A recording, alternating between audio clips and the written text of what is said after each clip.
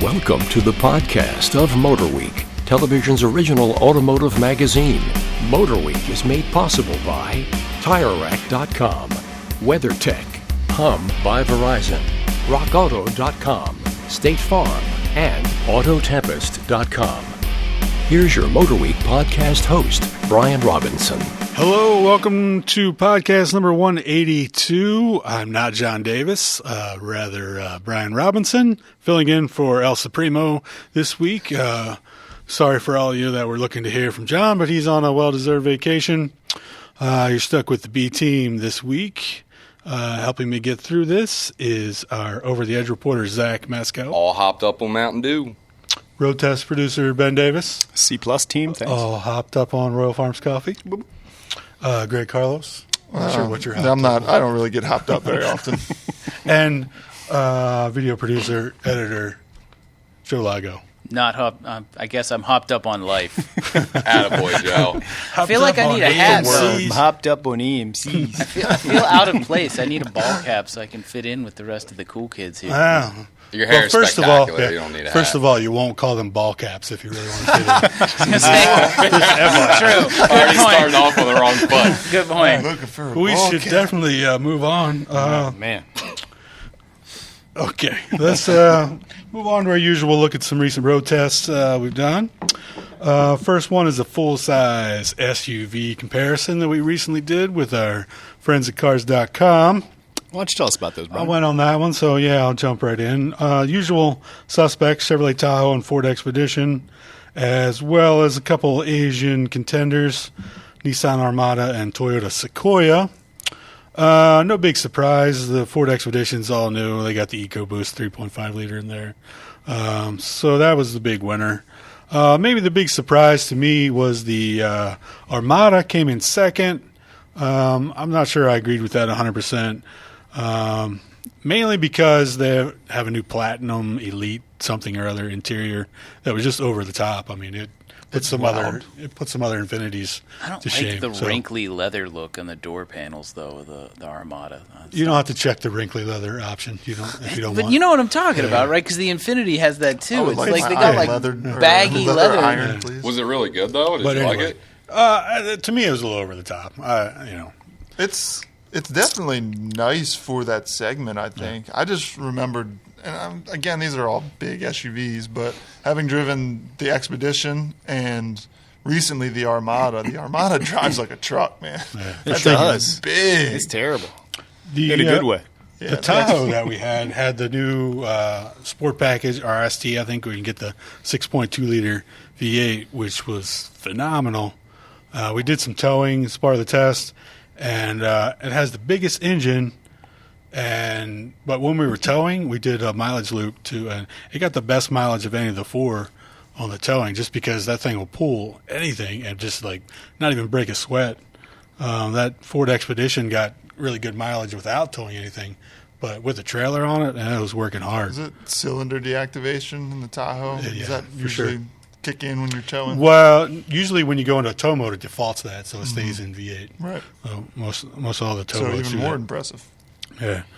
No real surprise. Toyota Sequoia came in last. Ancient vehicle hasn't been updated since it came out in 2008, I think. We were just trying to figure that out before we went on the air. Yeah, It it's looks been a long old. time, man. Long and the old tooth fairy. Yes, lots of super hard plastics. What that- iPhone was out in the 08? Which, The the original. thing is, the nav The screen. original iPhone. The nav screen is like smaller than most people's phones. It was like tiny in the dash. It was which and the like- thing was, like, we liked that SUV when it was new. It's not like it's a bad design. It's just old. Yeah, correct. And it'll run Doesn't have forever. any of the safety features that other vehicles have, and it just that and the Armada both to me. Like I said, I kind of like the Tahoe the best myself, just because it felt like a real truck, had no problem towing. Kind of fall more on the practical side, and that's the Tahoe and the Expedition both. I mean, when they had that trailer on there, it was like no big deal. You just hook up trailer and go. Hardly even know it's back there. Both the Armada and the Sequoia, yeah, they'll pull it, but they don't really enjoy it. They don't, I noticed in your test you were complaining about the small side mirrors in the Tahoe, and they have to change something about that. Yeah. Across the board, in every vehicle, they're their mirrors are just the smallest they can get away with, it seems. Yeah, that was like the only complaint I had about the vehicle because, man, I love that Tahoe. Form over Sounds function. good. Yeah. There's some, drive-by shots of the Tahoe, and that V8 sounds good too. Isn't there a special I exhaust think it had a system on Borla the exhaust on it. Yeah, that Yeah. comes with the RST package. That's cool. Suburban gets now. Yeah. So anyway, again, Expedition, newest vehicle in the segment. Very nice interior, EcoBoost power, all I don't around think you winner. can, I don't think you can argue, really. It's a nice SUV. Let's move on to something much more exciting. Audi TT RS, the highest performance TT we've had yet. Any comments? Would you call it an R4 in the road I test? came up with that, and it sounded better in my head than when. No, I Then when agree. we actually It description of it does seem like a mini, Yeah. like R8 though, both in styling and just kind of the that- the image it projects. That was exactly my first thought when I hopped in there, man. I was like, it's just a little baby R8. It was cool because it It's drove like one too. sweet. That thing was a blast. Oh yeah, I drove it a little bit too, and I loved it. It's just, until I saw the sticker, but it's a sweet little car, and you're right. It does have a little bit of that kind of supercar feeling to it, which is cool. Yeah. To me, it easily felt like it could have more, like it was purposely dialed back just to not step on Porsche's toes a little bit. A lot in the, especially through the cone course, the steering feel, throttle response, and brake pedal feel seemed purposely altered to not be as good as they could be in some strange way. To me. Well, You're a part of that conspiracy is theorist. front engine versus Yeah. the Cayman mid engine. That's True. Immediately It was- going to give you more responsive handling. Yeah, true story. We did talk about that in the road As far test. as Audis go, it seemed like it could have been a little sharper as well. I kind of feel like maybe it could have been too.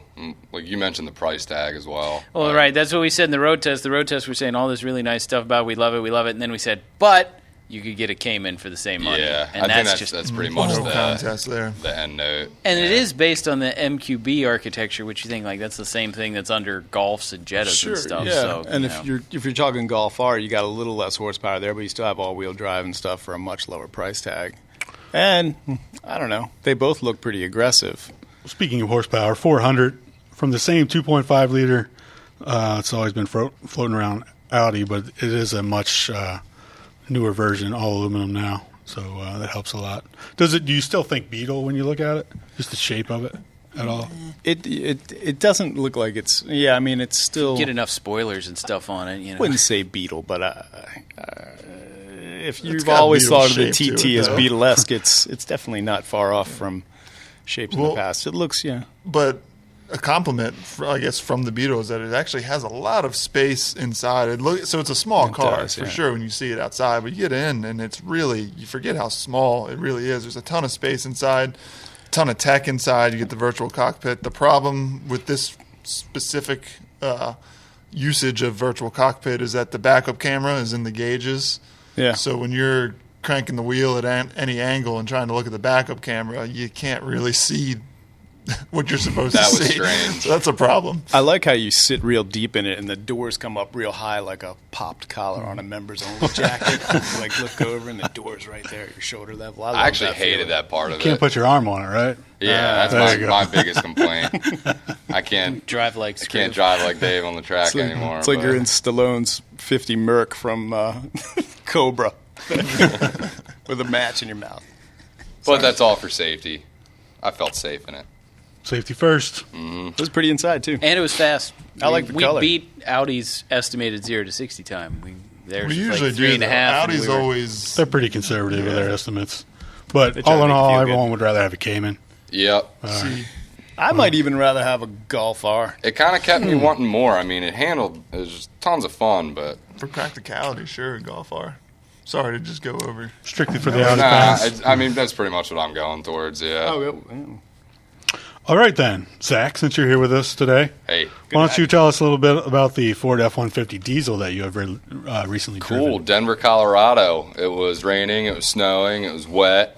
But we got to test out the first ever Powerstroke. Little In baby. the F-150. In the F-150. Yeah, right. Thank you very much for that. You would have gotten jumped on. Yeah. I shouldn't People go were anywhere firing off without stuff on the super internet vision. already, man. Yeah, what are you thinking, man?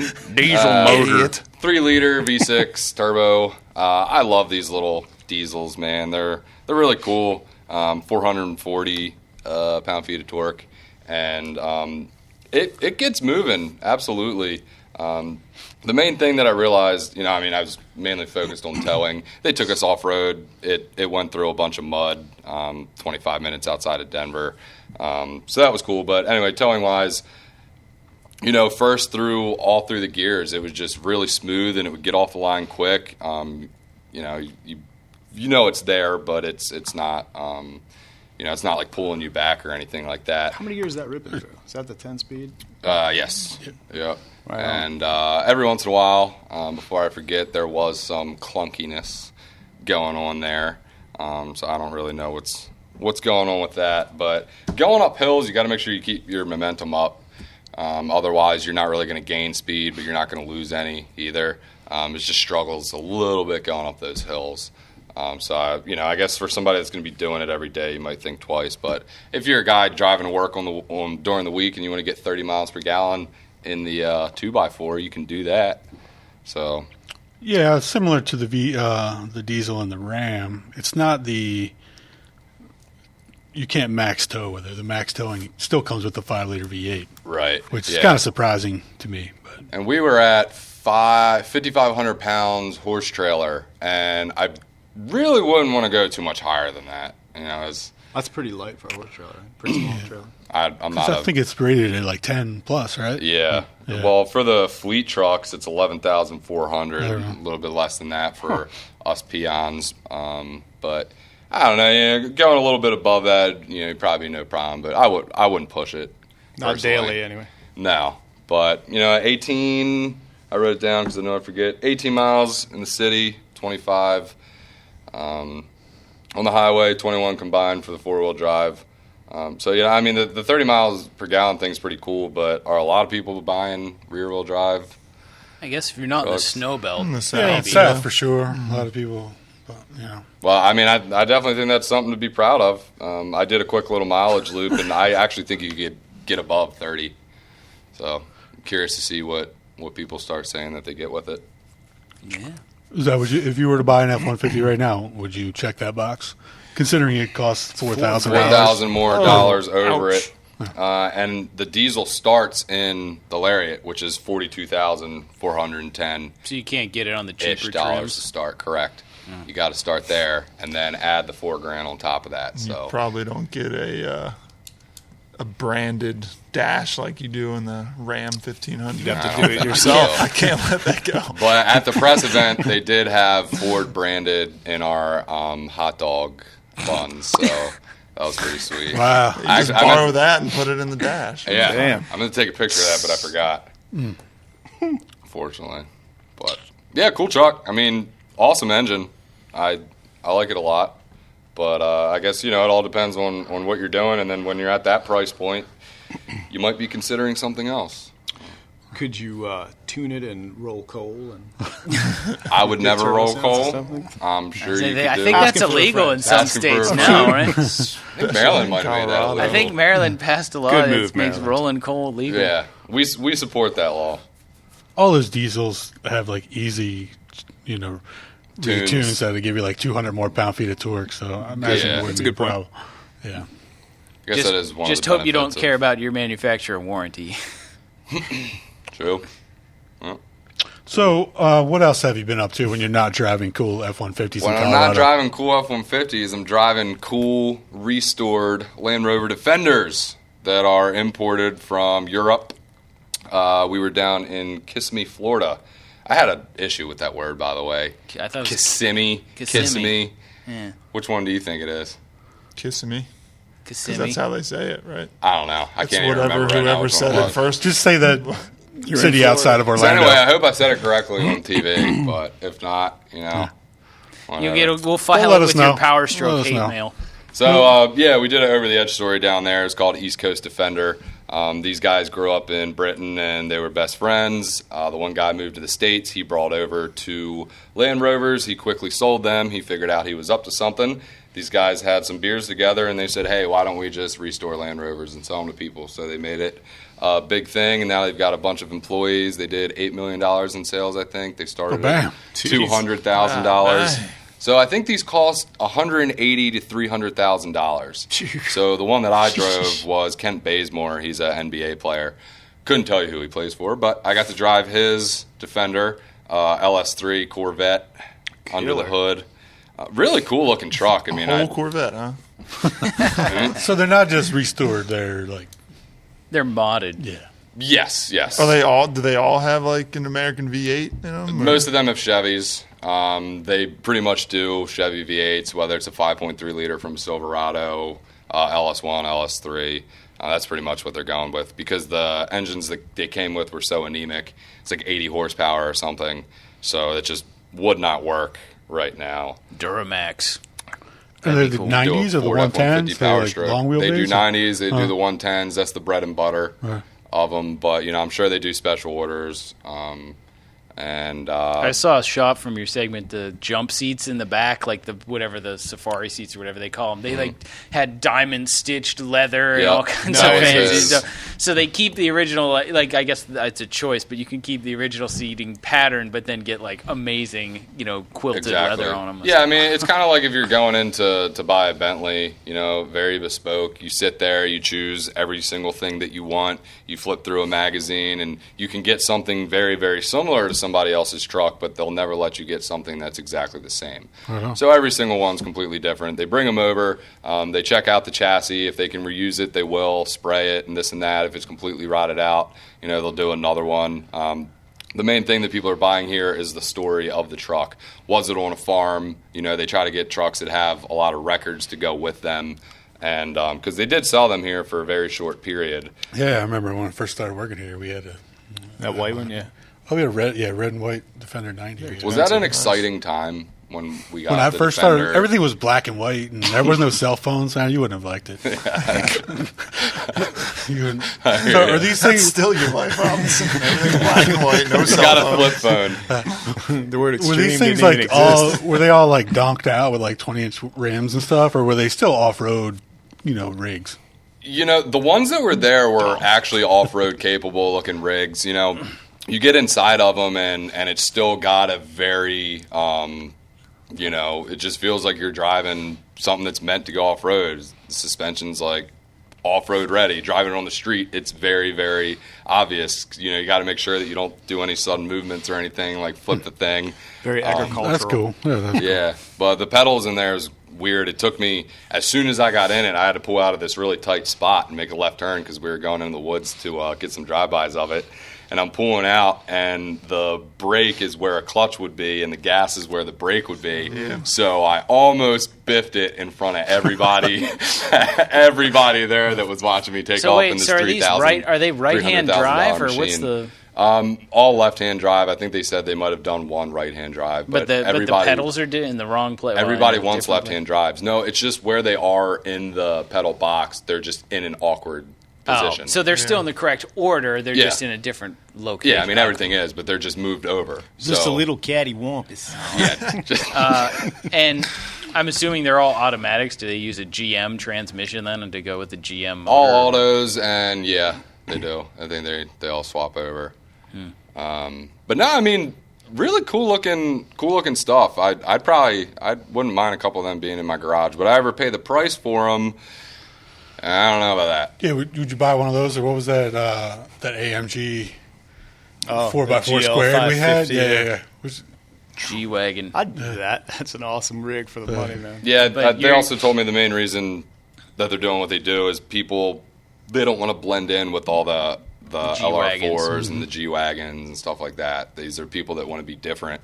I was like, I don't really, I wouldn't want to daily drive this thing. And he was like, oh, some people do. I was like, I wouldn't really want to daily drive one. Suspension's not there? I don't know, man. It's a lot going on. You got to think when you're driving. They're more like tractors than cars. Yes, sir. Yeah. That's pretty much what I'm looking for. Most British things are. But very clean. I mean, backup cameras, wireless charging, expensive leather. It had a Momo steering wheel on Kent Bazemore's. Really cool stuff. They have their own paint shop. They have, I can't remember how many employees. They got a few dozen employees. They have this huge building called the Rover Dome. And, each door that you go through in this business park is big paint booth and where they do all the motors, where they do tear down. So it's really cool to be there and check everything out. And, these guys were working hard. They seem busy. Sounds interesting. Can't wait to see it. They got a bunch of high-end clients. You can tell. 8 million Waiting a year. lists, too? I don't know. Probably. Probably so. We'll just say yes. Yeah, I'm definitely going to go yes. I'd go for a Singer. Like it. As cool as that sounds, I think I'd go Singer Porsche if I had the money. I don't think those are a lot more expensive than that, though, aren't they? How much? I think that's somewhat comparable because it starts at like 180 and goes up to 300. Oh, yeah. You could probably get... I'd have to recheck the prices, but Right. Singers Thought they are were like probably more 6, expensive. 7, 8. But Yeah. You can get back to us on the next podcast with that one. yeah. Singers. Sorry we're wasting Look 'em Doc up. That could be a Robinson's wrap. time. Let's move on to our viewer question from John. I'm assuming it's not John Davis emailing us from wherever he's at right now, but No, I just- redact the last names for security purposes. I got you. Probably a good thing. We should get a phone-in question with a voice changer. Yeah. I want to know what car to buy. Yeah. John wants to know, he watches every week, and he sure does enjoy our show. Thank you for that, John. Uncle John, I should say. My question is, what sports car or sporty car would you recommend that gets good gas mileage, approximately in the high 20s, low 30s, or better? We all probably have our favorites. I'm going to go ahead and say GTI. I was going to say, everybody, I was thinking Miata would That's be the where I answer. thought you were Everybody's gonna going go to The first. answer is always Miata. I No also matter what the question is. I also thought I couldn't remember what the Toyota 86 got in fuel economy, but you got to think it's probably in the mid 20s, right? Yeah, that thing had a high. It tacked high. You're Very doing touchy. 80 miles an And hour, that- $4,000 on the you're right, highway. you're right, That Flat 4 is not the most efficient engine either, but it's probably mid 20s. yeah, and it's fun. Yeah. Oh, yeah, it's definitely fun. Jetta, you could throw in there too. I think it's. But if you got the GLI, which will eventually come out, I'm sure you're still getting mid to high. What about 20s. the Fiat 500 Abarth? Oh, That no, is that's fun. Yeah, You can I snap enjoyed up a That's Fiesta definitely or low a 30s, Focus bro. before it's too late.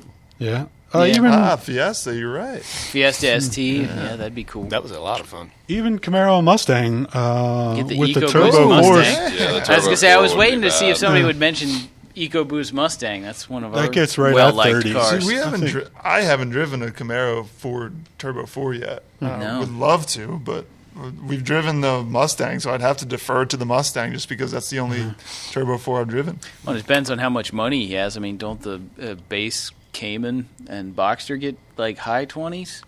I mean, I know they're not like, Nah, I eco-minded think they're like cars. mid 20s. Yeah. Yeah, high 20s is pretty remarkable for a sporty car, really. Well, John, there's a few ideas for you. Anybody else have any? more? Miata's always the answer. That's always the answer, no matter what the Maybe question the new is. Corolla hatchback coming out. I like that Miata we have outside. That green color, BBSs, car seats. Now you're gonna have to put a picture of that on here. That's all right. I got a picture of it. Okay. If you're watching the video podcast, Did an i8. I was going to say LaFerrari or any that is hybrid true. supercar. And how It's much a is pure it electric used engine. off I don't lease know what they're getting i8? in You know, gas how mileage, much though. can you get a used i8 for? BMW. Be worth it. Anyone have a rant or rave? I guess I have kind of rave. You were talking about Singer Porsches, which are the extremely expensified, modified, restored, air-cooled. Yeah.